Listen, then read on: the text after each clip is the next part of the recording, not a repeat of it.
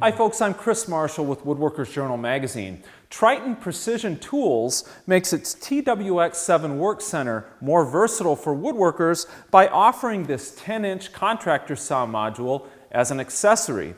It has a built-in riving knife and blade guard, plus integral dust collection to a shop vacuum.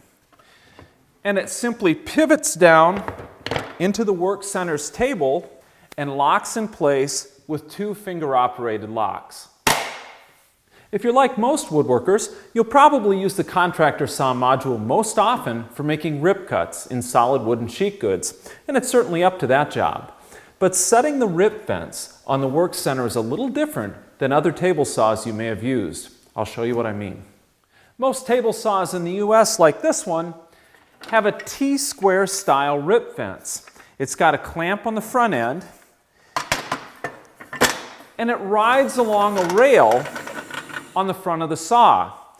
The rail has a single scale on it to help you set width of cut measurements, and you lock it in place with a handle.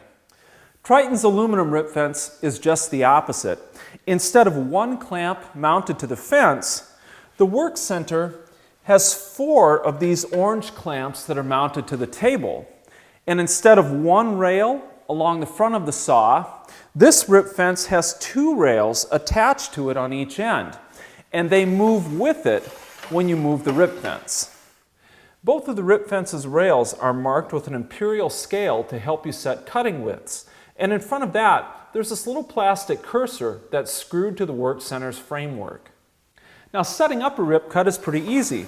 Just slide the rip fence to the width of cut you need and line that number up with both red or black cursor marks on each end of the table, and then lock the 4 clamps down.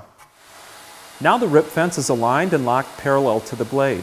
You're ready to make a cut. Start the saw and feed the workpiece through the blade as usual.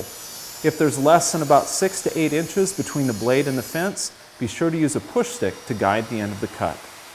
Regardless of rip fence styling, whether it's the Workcentre's or otherwise, all rip fences should be checked from time to time for parallelism with the blade. They can fall out of adjustment, and when that happens, the edges of workpieces won't be parallel when you rip them. There'll probably be more burning in the cuts, and there could even be binding between the blade and the rip fence, which could lead to a dangerous kickback accident. So here's an easy way to check the Workcentre's rip fence for accuracy and adjust it if necessary. Take a long piece of scrap stock with edges that you know are parallel. Remove the saw guard and raise the blade to full height. Now set the scrap gently against the blade body on the fence side and make sure there are teeth touching the scrap on both the infeed and outfeed ends of the blade. Then slide the rip fence over until it just touches the edge of the scrap and check the readings on the cursors. They should both point to the exact width of the scrap you're using. In my case, it's 6 inches.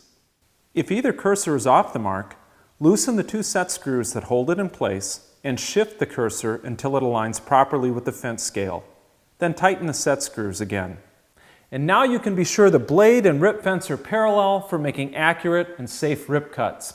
Triton's contractor saw module can turn the TWX7 Workcentre into a table saw you'll use for most every woodworking project. Learn more about the system at tritontools.com.